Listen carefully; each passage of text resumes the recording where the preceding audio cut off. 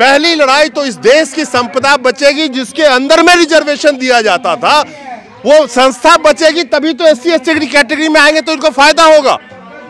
क्या अदानी के कंपनी में SC ST का रिजर्वेशन है? क्या अंबानी के कंपनी में मिलेगा इनको? क्या टाटा के कंपनी में मिलेगा? ABCD कोई भी कॉर्पोरेट हो। क्या इमोशनल गेम है? 4 साल MP रह गए, 2024 में चुनाव होना है तो MP साहब कहते हैं मैं इस्तीफा दे देता हूं। विक्टिम कार्ड कि मैं तो कर रहा हूं जी, देखो वो नहीं कर रहे हैं जो सेंटर में बैठे हैं, जो सबसे बड़े हैं। ये 5 साल लौट के आपके जीवन में दोबारा आएगा? ये बताओ। नहीं आएगा सर, नहीं आएगा। तभी तो इस बार हम विश्वास नहीं करेंगे। कोई नेता झूठ बोल के वोट ले लेता है कुर्सी पर जब बैठ जाता है, लेकिन उसके जीवन भर उसकी पेंशन चलती रहेगी, फ्री का घर मिलेगा, फ्री का पेट्रोल मिलेगा। आप 100 रुपए खरीदोगे उसको सब्सिडाइज मिलेगा, फ्री का पेट्रोल अलावेंस मिलेगा। आपने 35 दिन जो साइकिल की यात्रा करी है, 35 मिनट किसी चैनल ने दिखाया है? नहीं नहीं नहीं नहीं, कोई नहीं दिखाया, कोई चैनल नहीं दिखाया। अच्छा वाला कोई भी नहीं दिखाते, बुरे वाले सब दिखाते। मैं इनकी हिम्मत को सलाम करता हूं, इनके लड़ने की शक्ति को सलाम करता हूं, लेकिन इस देश के गोदी मीडिया को धिक्कारता हूं। ये तो पॉलिटिकल है, ये तो पॉलिटिकल है। 4 साल जो MP रहा, 4 साल से पहले साल में ही इस्तीफा दे देता। अब चुनाव आया है तो इमोशनल गेम। ठीक है साहब, इमोशनल गेम कि अब इस्तीफा दे देता हूं। अभी जो भी ये कौन सा गेम है? ये बताओ मुझे, कौन सा गेम है? ठीक है साहब, जो भी क्या भी है उनका। खड़गे जी को हराया, तो अगर खड़गे जी को गिराया तो जिसको खड़ा किया तो वो आपको खड़ा तो नहीं कर पाया। नहीं साहब, आप तो वहीं का वहीं है। वहीं के वहीं है साहब। रिजर्वेशन कहाँ मिलेगा? अभी आपने सुनी होगी मेरी बात, रिजर्वेशन मिलेगा कहाँ? मुझे ये बताओ। बच क्या रहा है देश में जिसमें रिजर्वेशन आपको मिलेगा? तो क्या भी हमारे को क्या वो जो हमारे नहीं पता, मेरे को पता नहीं, आज नहीं वो हमारे क्या है ये पता है कि हमारे को रिजर्वेशन मिलना चाहिए। दोस्तों नमस्कार। जैसे जैसे चुनाव नजदीक आता जा रहा है, बहुत सारे कम्युनिटी डिमांड्स कर रहे हैं कि उनको SC ST कैटेगरी में डाला जाए, और उसी के तहत आज कर्नाटका से यहाँ बहुत सारे लोग इकट्ठे हुए हैं जो आए हैं कोली समाज से, और इनकी भी डिमांड है कि इनको SC ST कैटेगरी में डाला जाए। कर्नाटका करीब 6.5 करोड़ लोगों की आबादी, जिसमें ये बता रहे हैं कि 60 से 65 लाख कोली समाज के लोग रहते हैं और बहुत मेजर रोल प्ले करते हैं असेंबली इलेक्शन के 50 से 60 सीटों पर।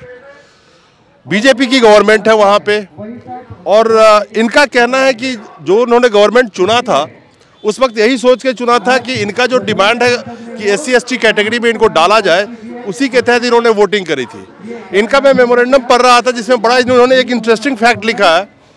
मल्लिकार्जुन खड़गे जो लगातार वहां गुलबर्गा से इलेक्शन जीतते हुए आ रहे थे, उनको हराने में कोली समाज का बहुत बड़ा रोल है, क्योंकि इनका जो डिमांड है उसको फुलफिल कराने के लिए इन्होंने सोचा कि वहां जो खड़गे साहब के जगह पे चुना है वो इनका साथ देंगे। तो एक वोटर यही उम्मीद करता है जब उससे कोई वोट मांगने आता है, जो इसकी समस्या होती है इनकी, उसी को आगे रख के बात करता है कि हाँ मुझे चुनो ना, अगर मुझे तुमने चुन लिया तो तुम्हें जो चाहिए मैं दे दूंगा।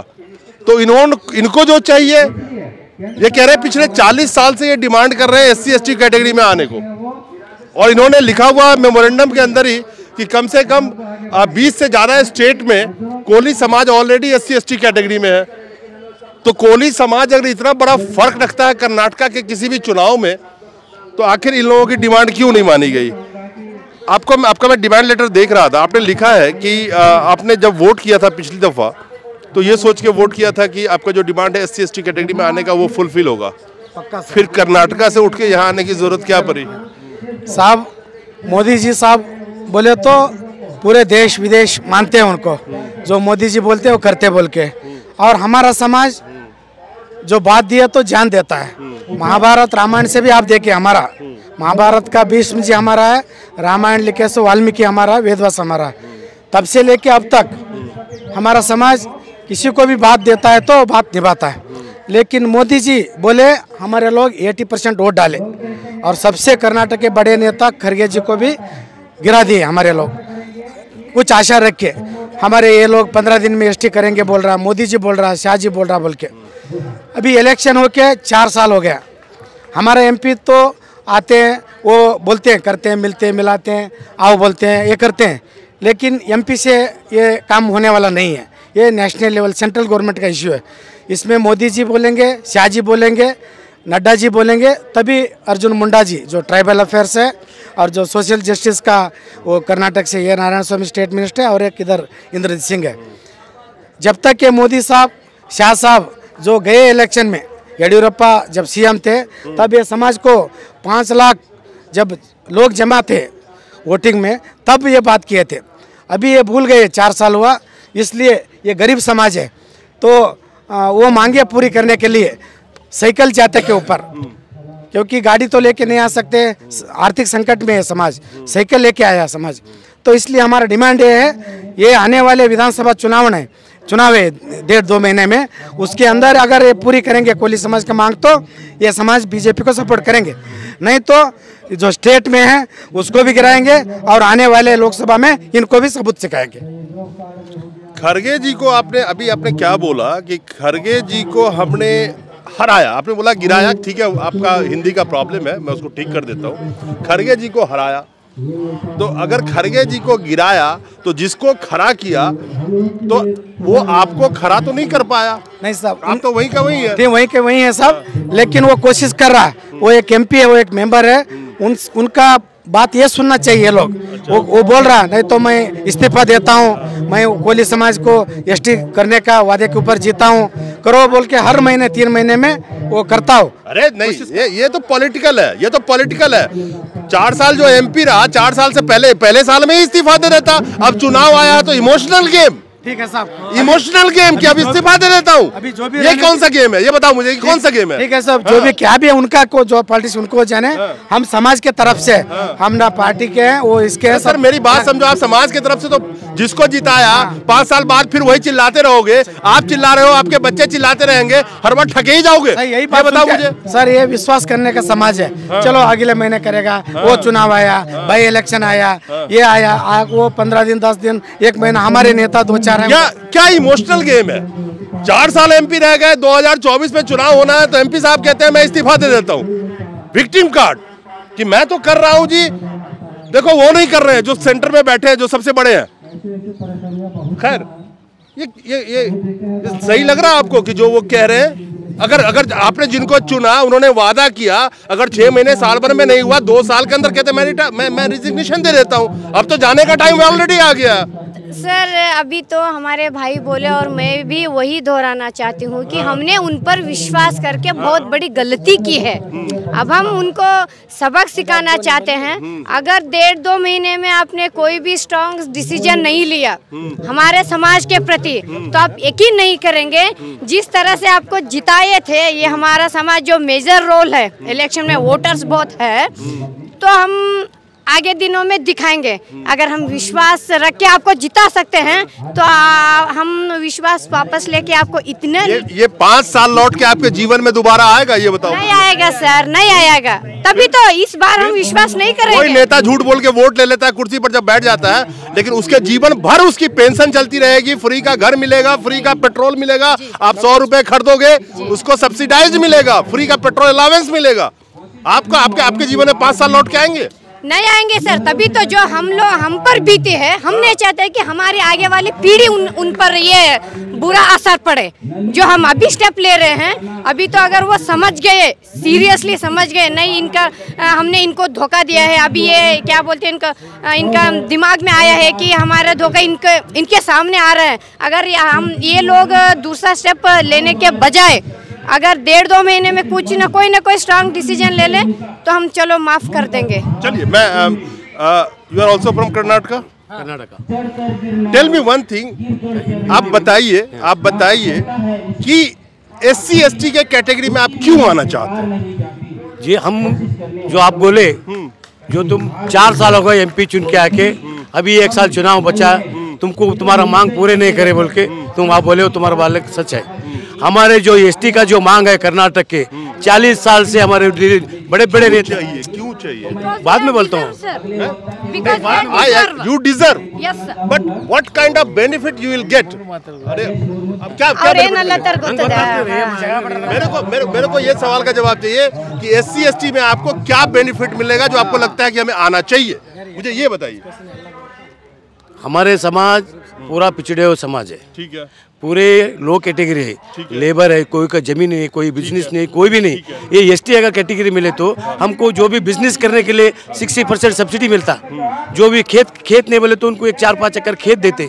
ऐसा जो सौदा सरकार का सौदा लेके हम आगे बढ़ना चाहते, आगे बढ़ने से हमारे बच्चों को एजुकेशन दे सकते, हमारे बच्चों को जो भी बिजनेस ले सकते, वो हिसाब से हम एसटी में आना चाह रहे हैं। अब हमारा कैटेगरी 1 में है, इसलिए हम एसटी में आए तो हमारा जो आर्थिक परिस्थिति है वो ऊंचा होके हमारा सब थोड़ा सीख हो सके।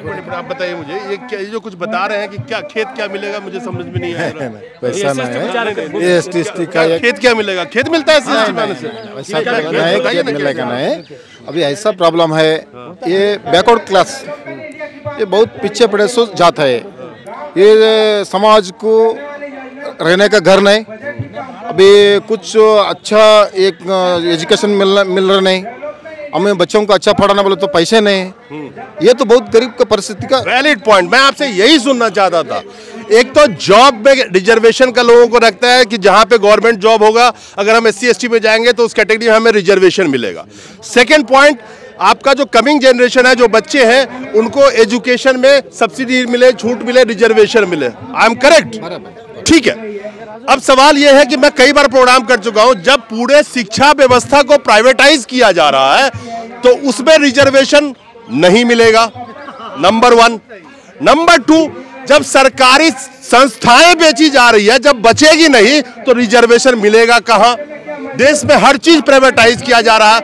तो जो एससी एसटी के कैटेगरी के लिए यही नहीं, देश के अलग अलग तबके के लोग आके यहाँ पे आवाज लगाते हैं कि मुझे एससी एसटी कैटेगरी में ले लो, बेनिफिट क्या मिलेगा? पहली लड़ाई तो इस देश की संपदा बचेगी जिसके अंदर में रिजर्वेशन दिया जाता था, वो संस्था बचेगी, तभी तो एससी एसटी कैटेगरी में आएंगे तो इनको फायदा होगा। क्या अदानी के कंपनी में एससी एसटी का रिजर्वेशन है? क्या अंबानी के कंपनी में मिलेगा इनको? क्या टाटा के कंपनी में मिलेगा? एबीसीडी कोई भी कॉर्पोरेट हो, तो सारे संसाधन तो कॉर्पोरेट के हाथ में है। और ये यहाँ पे जंतर मंतर में कर्नाटका से साइकिल से आगे आवाज लगा रहे हैं कि हमें तुम एससी एसटी कैटेगरी में डाल दो। कमाल का चीज है, जहां पे जनता का पहला विरोध, अगर पेड़ रहेगा तभी तो फल मिलेगा, वो पेड़ को ही काटा जा रहा है और ये फल के लिए अभी से आवाज लगा रहे हैं। खैर आप कहां से आए? जी सर, यही 2 बच्चे हैं हमारे। आप ठीक है, आप साइकिल नहीं, आप पीछे करो, हमें क्या पता, आप तो बाहर खड़े थे। हमें, मैं कह रहा हूँ साइकिल से, कोई नहीं, साइकिल आप लोग आए हो साइकिल से? दोनों आए।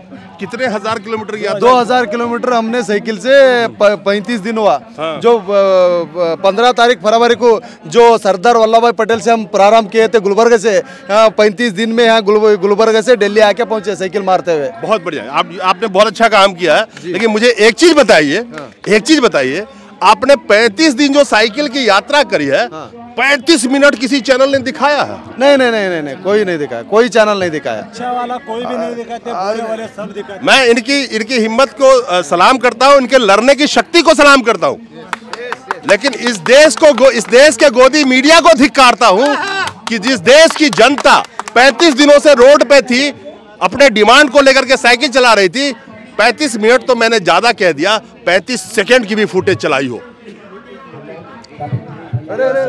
ये है हमारे देश का चौथा स्तंभ, जिसको हम मीडिया के नाम से जानते थे, जो आज के वक्त में गोदी मीडिया में तब्दील हो चुकी है। सिर्फ प्रचार तंत्र करना जानती है सरकार का, लेकिन आम जनता जिन ये नमक खरीदते हैं उसके ऊपर जो टैक्स देते हैं, उसी टैक्स के पैसे से उसी गोदी मीडिया को सरकार विज्ञापन देती है करोड़ों का।